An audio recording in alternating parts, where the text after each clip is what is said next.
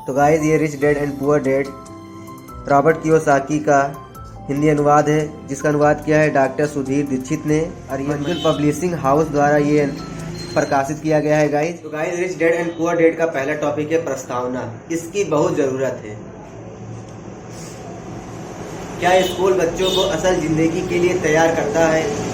मेरे mummy daddy कहते थे मेहनत से पढ़ो और अच्छे नंबर लाओ, क्योंकि ऐसा करोगे तो एक अच्छी तनख्वाह वाली नौकरी मिल जाएगी। उनके जीवन का लक्ष्य यही था कि मेरी बड़ी बहन और मेरी कॉलेज की शिक्षा पूरी हो जाए। उनका मानना था कि अगर कॉलेज की शिक्षा पूरी हो गई तो हम जिंदगी में ज़्यादा कामयाब हो सकेंगे। जब मैंने 1976 में अपना डिप्लोमा हासिल किया, मैं फ्लोरिडा स्टेट यूनिवर्सिटी में अकाउंटिंग में ऑनर्स के साथ ग्रेजुएट हुई और अपनी कक्षा में काफ़ी ऊंचे स्थान पर रही, तो मेरे मम्मी डैडी का लक्ष्य पूरा हो गया था। यह उनकी ज़िंदगी की सबसे बड़ी उपलब्धि थी। मास्टर प्लान के हिसाब से मुझे एक बिग 8 अकाउंटिंग फर्म में नौकरी भी मिल गई। अब मुझे उम्मीद थी कि एक लंबे करियर और कम उम्र में रिटायरमेंट की।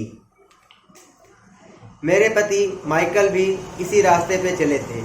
हम दोनों ही बहुत मेहनती परिवारों से आए थे जो बहुत अमीर नहीं थे।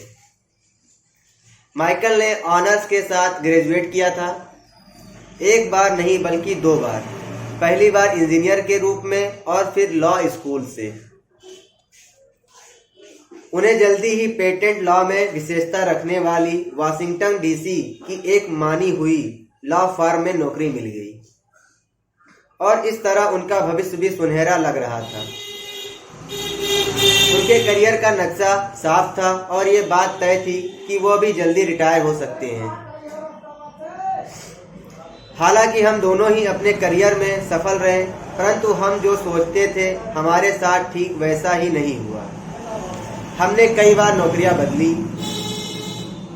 हालांकि हर बार नौकरी बदलने के कारण सही थे, परंतु हमारे लिए किसी ने भी पेंशन योजना में निवेश नहीं किया। हमारे रिटायरमेंट फंड हमारे खुद के लगाए पैसों से ही बढ़ रहे हैं। हमारी शादी बहुत सफल रही और हमारे 3 बच्चे हैं। उनमें से 2 कॉलेज में है और तीसरा अभी हाई स्कूल में गया ही है। हमने अपने बच्चों को सबसे अच्छी शिक्षा दिलाने में बहुत सा पैसा लगाया।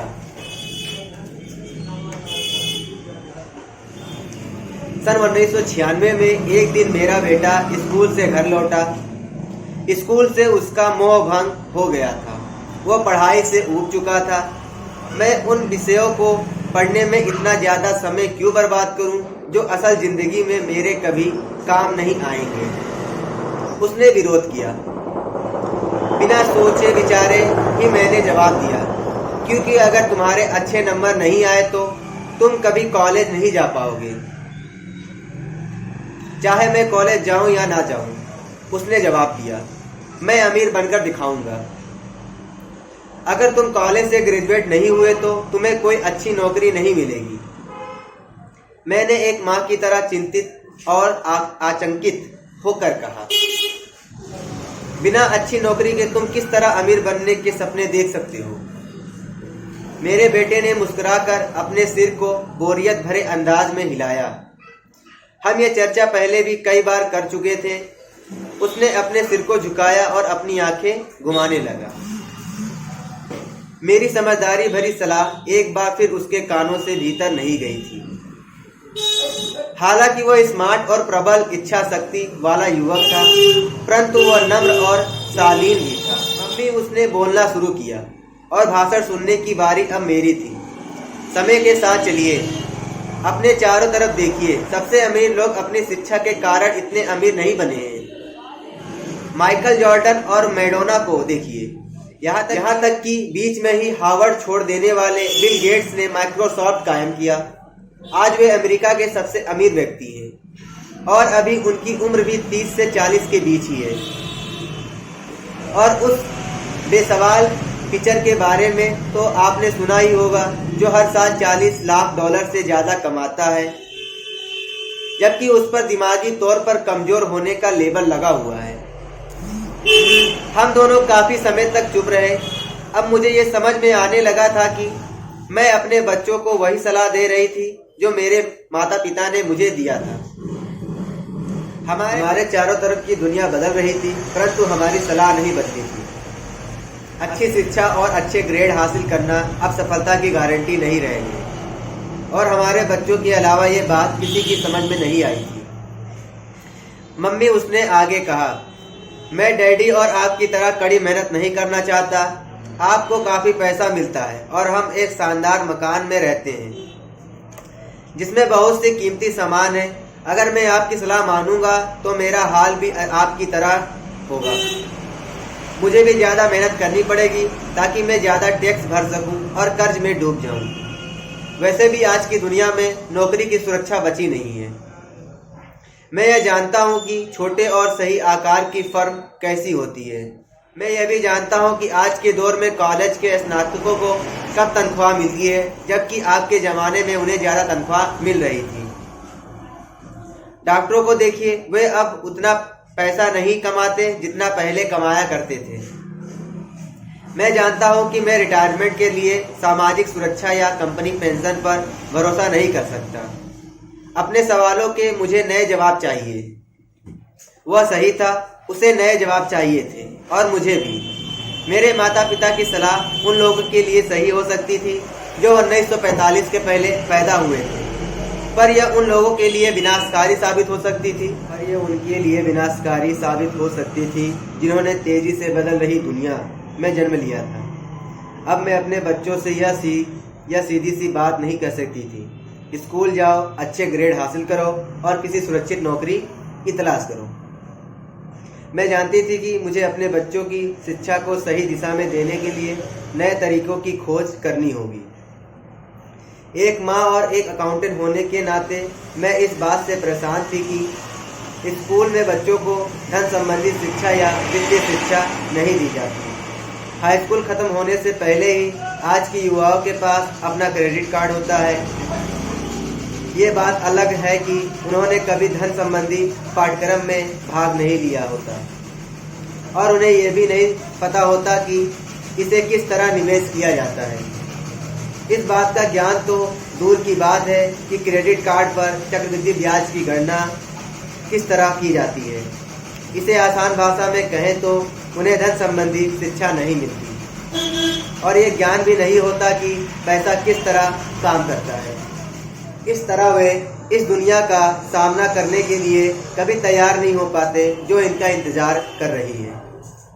एक ऐसी दुनिया जिसमें बचत से ज़्यादा खर्च को महत्व दिया जाता है।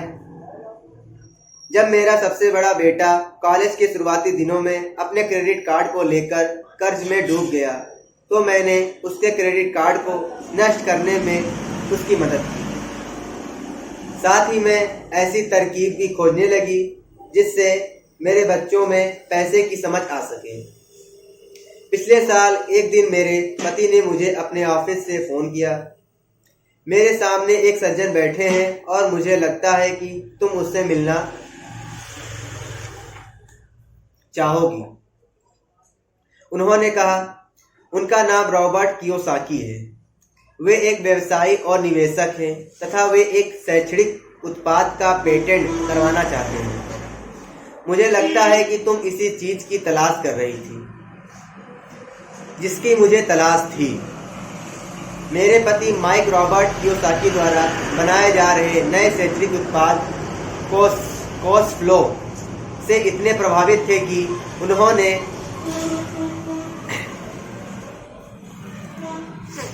अगली हेडिंग जिसकी मुझे तलाश थी। मेरे पति माइक रॉबर्ट कियोसाकी द्वारा बनाए जा रहे नए शैक्षणिक उत्पाद कैश फ्लो से इतने प्रभावित थे कि उन्होंने इसके परीक्षण में हमें बुलवा लिया। यह एक शैक्षणिक खेल था, इसलिए मैंने स्थानीय विश्वविद्यालय में पढ़ रही अपनी 9 वर्षीय बेटी से भी पूछा कि क्या वह मेरे साथ चलेगी, और वह तैयार हो गई। इस खेल में हम लगभग 15 लोग थे जो 3 समूहों में विभाजित थे। माइक सही थे। मैं इसी तरह के शैक्षणिक उत्पाद की खोज कर रही थी। यह किसी रंगीन मोनोपोली बोर्ड की तरह लग रहा था जिसके बीच में एक बड़ा सा चूहा था, परंतु मोनोपोली से यह इस तरह अलग था कि इसमें दो रास्ते थे, एक अंदर और दूसरा बाहर। खेल का लक्ष्य था अंदर वाले रास्ते से बाहर निकलना, जिसे रॉबर्ट चूहा दौड़ कहते थे, और बाहरी रास्ते पर पहुंचना या तेज रास्ते पर जाना। रॉबर्ट के मुताबिक तेज रास्ता हमें यह बताता है कि असल जिंदगी में अमीर लोग किस तरह पैसे का खेल खेलते हैं। रॉबर्ट ने हमें चूहा दौड़ के बारे में बताया। अगर आप किसी भी औसत रूप से शिक्षित, कड़ी मेहनत करने वाले आदमी की जिंदगी को देखें तो उसमें आपको एक सा ही सफर दिखेगा। बच्चा पैदा होता है, स्कूल जाता है, माता पिता खुश हो जाते हैं क्योंकि बच्चे को स्कूल में अच्छे नंबर मिलते हैं और उसका दाखिला कॉलेज में हो जाता है। बच्चा स्नातक हो जाता है और फिर योजना के अनुसार काम करता है। वो किसी आसान सुरक्षित नौकरी या करियर की तलाश करता है। बच्चे को ऐसा ही काम मिल जाता है, शायद वह डॉक्टर या वकील बन जाता है, या वह सेना में भर्ती हो जाता है, या फिर वह सरकारी नौकरी करने लगता है।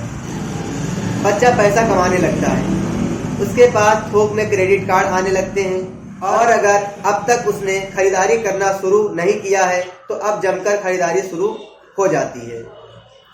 खर्च करने के लिए पैसे पास में होते हैं तो वह उन जगहों पर जाता है जहां उसकी उम्र के ज़्यादातर नौजवान जाते हैं। लोगों से मिलते हैं, डेटिंग करते हैं और कभी कभार शादी भी कर लेते हैं। अब जिंदगी में मज़ा आ जाता है क्योंकि आजकल पुरुष और महिलाएं दोनों नौकरी करते हैं। दो तनख्वाहें बहुत सुखद लगती है। पति पत्नी दोनों को लगता है कि उनकी जिंदगी सफल हो गई है। उन्हें अपना भविष्य सुनहरा नजर आता है। अब वे घर, कार, टेलीविज़न खरीदने का फैसला करते हैं, छुट्टियां मनाने कहीं चले जाते हैं और फिर उनके बच्चे हो जाते हैं। बच्चों के साथ उनके खर्चे भी बढ़ जाते हैं। खुशहाल पति पत्नी सोचते हैं कि ज़्यादा पैसे कमाने के लिए अब उन्हें ज़्यादा मेहनत करनी चाहिए। उनका करियर अब उनके लिए पहले से ज़्यादा मायने रखता है। वे अपने काम में ज़्यादा मेहनत करने लगते हैं ताकि उन्हें प्रमोशन मिल जाए या उनकी तनख्वाह बढ़ जाए। तनख्वाह बढ़ती है पर उसके साथ ही दूसरा बच्चा पैदा हो जाता है। अब उन्हें एक बड़े घर की ज़रूरत महसूस होती है। वे नौकरी में और भी ज़्यादा मेहनत करते हैं, बेहतर कर्मचारी बन जाते हैं और ज़्यादा मन लगाकर काम करने लगते हैं। ज़्यादा विशेषता हासिल करने के लिए वे एक बार फिर किसी स्कूल में जाते हैं ताकि वे ज़्यादा पैसा कमा सकें। हो सकता है कि वे दूसरा काम भी खोज लें। उनकी आमदनी बढ़ जाती है, परंतु उस आमदनी पर उन्हें इनकम टैक्स भी चुकाना पड़ता है। यही नहीं, उन्होंने जो बड़ा घर खरीदा है उस पर भी टैक्स देना है। इसके अलावा उन्हें सामाजिक सुरक्षा का टैक्स तो चुकाना ही है। इस तरह बहुत से टैक्स चुकाते चुकाते उनकी तनख्वाह चुक जाती है। वे अपनी बढ़ी हुई तनख्वाह लेकर घर आते हैं और हैरान होते हैं कि इतना सारा पैसा आखिर कहाँ चला जाता है। भविष्य के लिए बचत के हिसाब से वे कुछ म्यूचुअल फंड भी खरीद लेते हैं और अपने क्रेडिट कार्ड से घर का किराना खरीदते हैं। उनके बच्चों की उम्र अब 5 या 6 साल हो जाती है। यह चिंता भी उन्हें सताने लगती है कि बच्चों के कॉलेज की शिक्षा के लिए भी बचत जरूरी है। उसके साथ ही उन्हें अपने रिटायरमेंट के लिए पैसे बचाने की चिंता भी सताने लगती है। 35 साल पहले पैदा हुए ये खुशहाल दंपति अब अपनी नौकरी के बाकी दिन चूहा दौड़ में फंसकर बिताते हैं। वे अपनी कंपनी के मालिकों के लिए काम करते हैं, सरकार को टैक्स चुकाने के लिए काम करते हैं और बैंक में अपनी गिरवी संपत्ति या क्रेडिट कार्ड के कर्ज को चुकाने के लिए काम करते हैं। फिर वे अपने बच्चों को यह सलाह देते हैं कि उन्हें मन लगाकर पढ़ना चाहिए, अच्छे नंबर लाना चाहिए और किसी सुरक्षित नौकरी की तलाश करनी चाहिए। वे पैसे के बारे में कुछ भी नहीं सीखते और इसलिए वे जिंदगी भर कड़ी मेहनत करते रहते हैं। यह प्रक्रिया पीढ़ी दर पीढ़ी चलती रहती है। इसे चूहा दौड़ कहते हैं। चूहा दौड़ से निकलने का एक ही तरीका है और वह यह है कि आप अकाउंट्स और इन्वेस्टमेंट दोनों क्षेत्रों में निपुण हो जाएं। दिक्कत यह है कि इन दोनों ही विषयों को बोरिंग और कठिन माना जाता है। मैं खुद एक सीए हूँ और मैंने बिग 8 अकाउंटिंग फर्म के लिए काम किया है। मुझे यह देखकर ताज्जुब हुआ कि रॉबर्ट ने इन दोनों बोरिंग और कठिन विषयों को सीखना कितना रोचक, सरल और रोमांचक बना दिया था। सीखने की प्रक्रिया इतनी अच्छी तरह छुपा ली गई थी कि जब हम चूहा दौड़ से बाहर निकलने के लिए जी जान लगा रहे थे तो हमें यह ध्यान ही नहीं रहा कि हम कुछ सीख रहे थे। शुरू में तो हम एक नए शैक्षणिक खेल का परीक्षण कर रहे थे, परंतु जल्द ही इस खेल में मुझे और मेरी बेटी को मजा आने लगा। खेल के दौरान हम दोनों ऐसे विषयों पर बात कर रहे थे जिनके बारे में हमने पहले कभी बातें नहीं की थी। एक लेखपाल होने के कारण इनकम स्टेटमेंट और बैलेंस शीट से जुड़ा खेल खेलने में मुझे कोई परेशानी नहीं हुई। मैंने खेल के नियम और इसकी बारीकियां समझाने में अपनी बेटी और दूसरे लोगों की मदद भी की। उस रोज मैं चूहा दौड़ से सबसे पहले बाहर निकली और केवल मैं ही बाहर निकल पाई। बाहर निकलने में मुझे 50 मिनट का समय लगा। हालांकि खेल लगभग 3 घंटे तक चला। मेरी टेबल पर एक बैंकर बैठा था, इसके अलावा एक व्यवसायी था, एक कंप्यूटर प्रोग्रामर भी था। मुझे यह देखकर बहुत हैरत हुई कि इन लोगों को अकाउंटिंग या इन्वेस्टमेंट के बारे में कितनी कम जानकारी है, जबकि यह विषय उनकी ज़िंदगी में कितनी ज़्यादा अहमियत रखते हैं। मेरे मन में ये सवाल भी उठ रहा था कि वे असल ज़िंदगी में अपने पैसे धेले के कारोबार को कैसे संभालते होंगे। मैं ये समझ सकती थी कि मेरी 19 साल की बेटी क्यों नहीं समझ सकती, पर ये लोग तो उससे दुगनी उम्र के थे और उन्हें ये बातें समझ आनी चाहिए थी। चूहा दौड़ से बाहर निकलने के बाद मैं 2 घंटे तक अपनी बेटी और इन शिक्षित अमीर वयस्कों को पासा फेंकते और अपना बाजार फैलाते देखती रही। हालांकि मैं खुश थी कि वे लोग कुछ नया सीख रहे थे, लेकिन मैं इस बात से बहुत परेशान और विचलित भी थी कि वयस्क लोग सामान्य अकाउंटिंग और इन्वेस्टमेंट के मूलभूत बिंदुओं के बारे में कितना कम जानते थे। उन्हें अपने इनकम स्टेटमेंट और अपनी बैलेंस शीट के आपसी संबंध को समझने में ही बहुत समय लगा। अपनी संपत्ति खरीदते और बेचते समय उन्हें ध्यान ही नहीं रहा कि हर सौदे से उनकी महीने की आमदनी पर असर पड़ रहा है। मैंने सोचा, असल जिंदगी में ऐसे करोड़ों लोग होंगे जो पैसे के लिए सिर्फ इसलिए परेशान हो रहे हैं क्योंकि उन्होंने ये दोनों विषय कभी नहीं पढ़े। मैंने मन में सोचा, भगवान का शुक्र है कि हमें मज़ा आ रहा है और हमारा लक्ष्य खेल में जीतना है।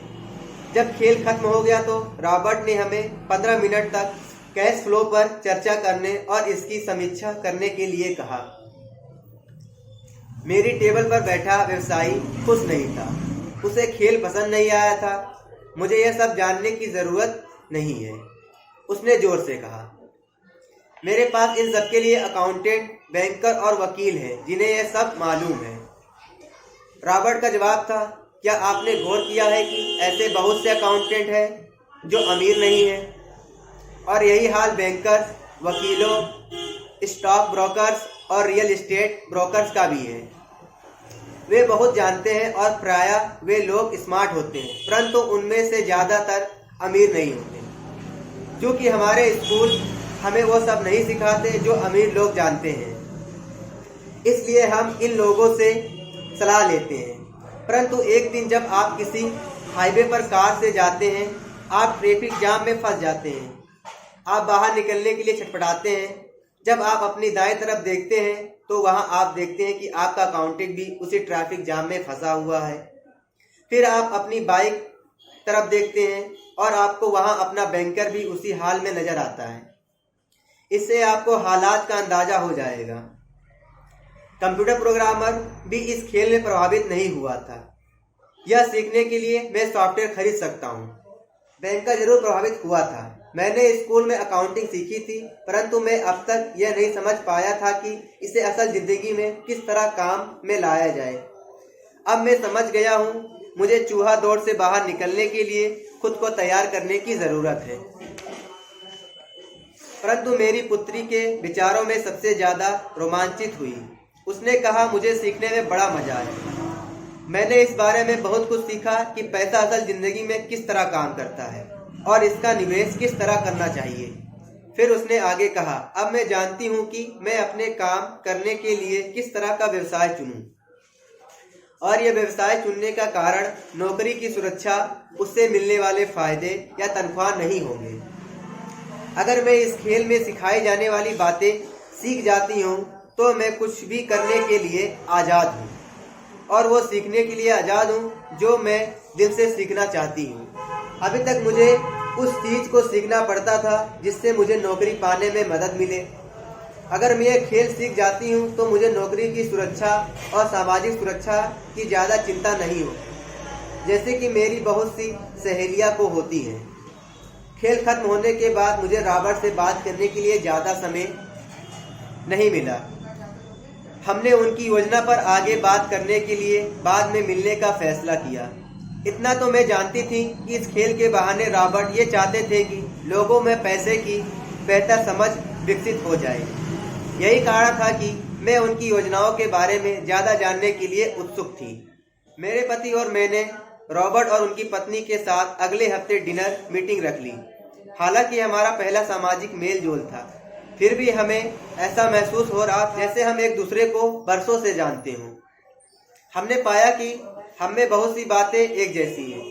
हमने बहुत से विषयों पर बातें की, खेलों, नाटकों, रेस्तराओं और सामाजिक आर्थिक विषयों पर। हमने बदलती हुई दुनिया के बारे में बातें की। हमने इस मुद्दे पर बहुत समय तक विचार किया कि ज़्यादातर अमेरिकी कैसे अपने रिटायरमेंट के लिए बहुत कम पैसा बचा पाते हैं या बिल्कुल भी नहीं बचा पाते। हमने सामाजिक सुरक्षा और मेडिकेयर की लगभग दिवालिया हालत पर भी विचार किया।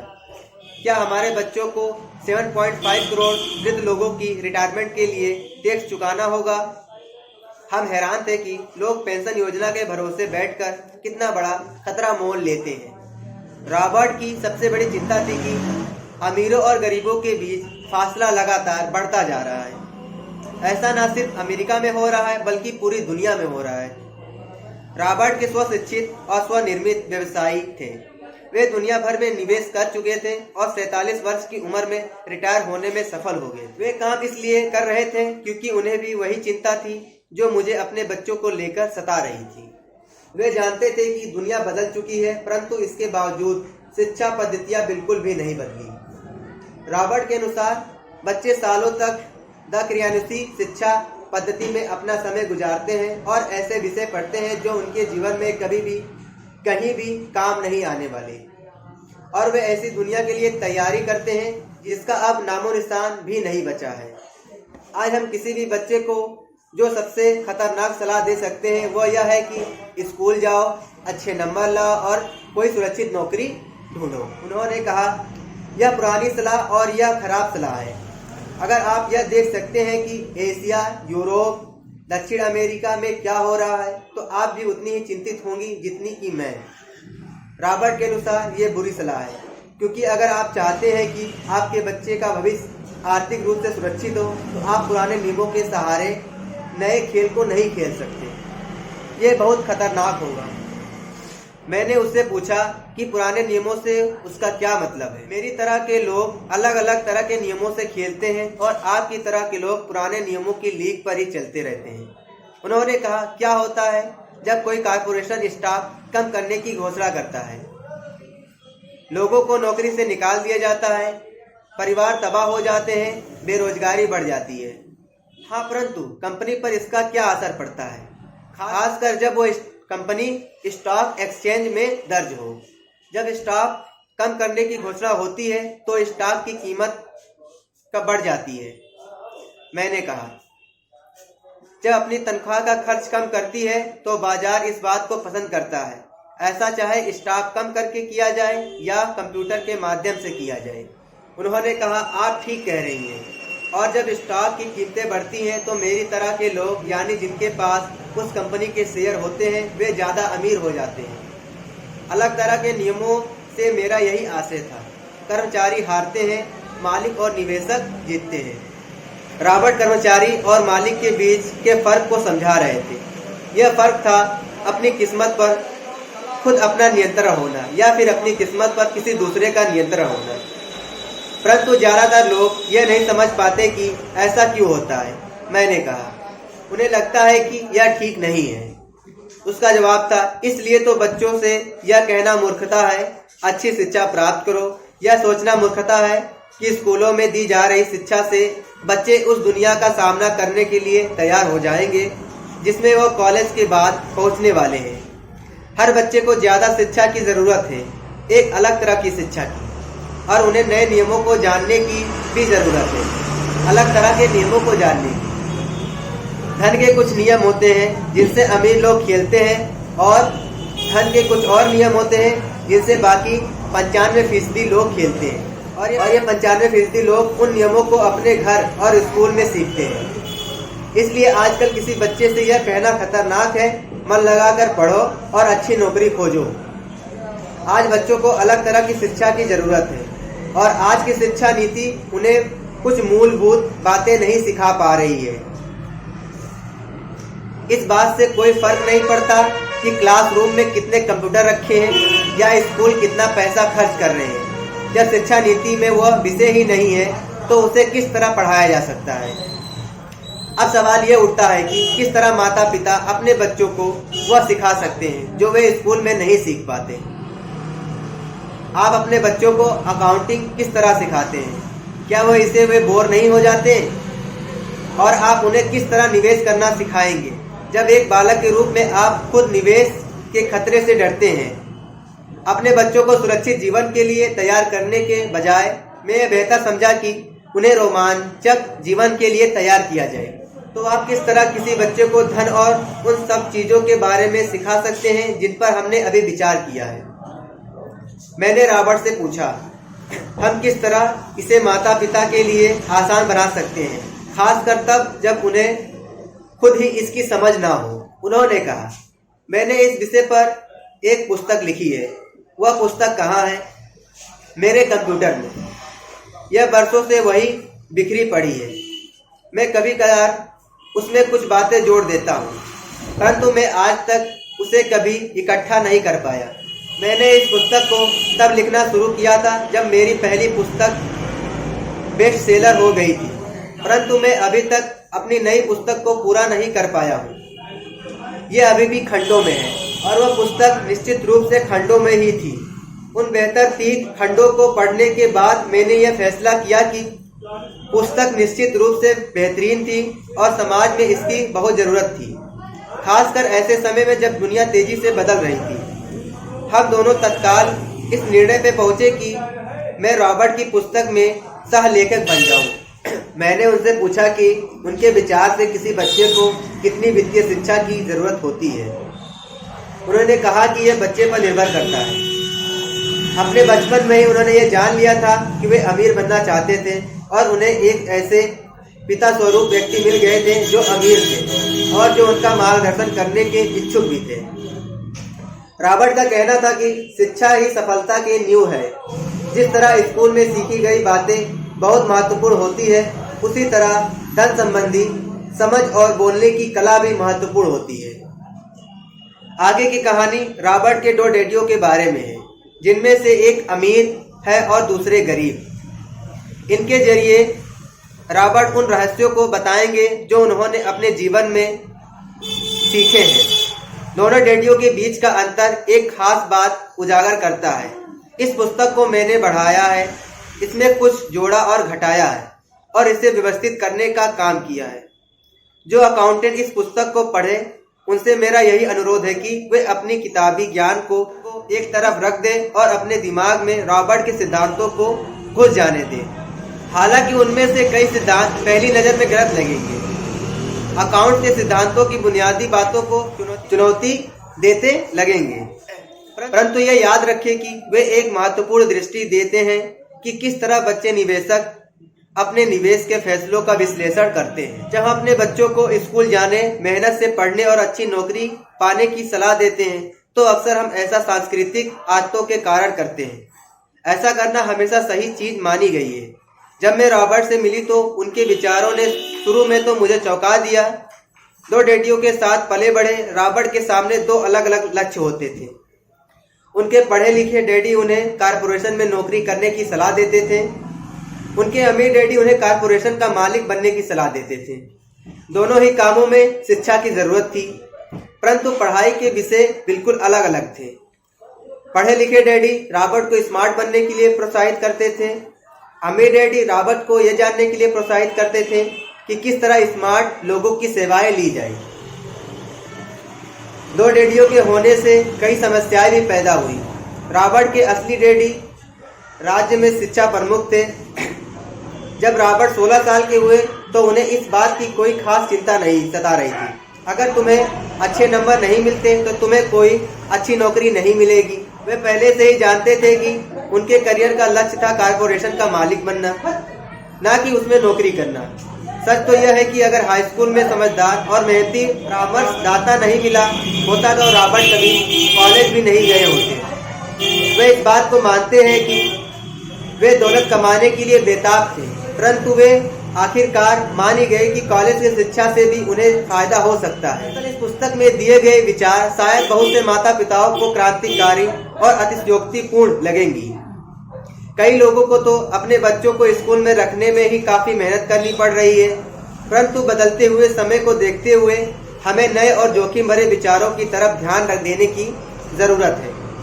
अपने बच्चों को कर्मचारी बनने की सलाह देने का मतलब यह है कि हम उन्हें जिंदगी भर अपनी खून पसीने की कमाई से इनकम टैक्स और भी ना जाने कितने टैक्स चुकाने की सलाह देते हैं, और उसके बाद भी पेंशन की कोई गारंटी नहीं होती। और ये सच है कि आज के ज़माने में टैक्स किसी व्यक्ति का सबसे बड़ा खर्च है। हकीकत में ज़्यादातर परिवार तो जनवरी से आधी मई तक सिर्फ अपने टैक्स चुकाने के लिए ही सरकार की नौकरी करते हैं। आज नए विचारों की बहुत ज़रूरत है और ये पुस्तक हमें नए विचार देती है।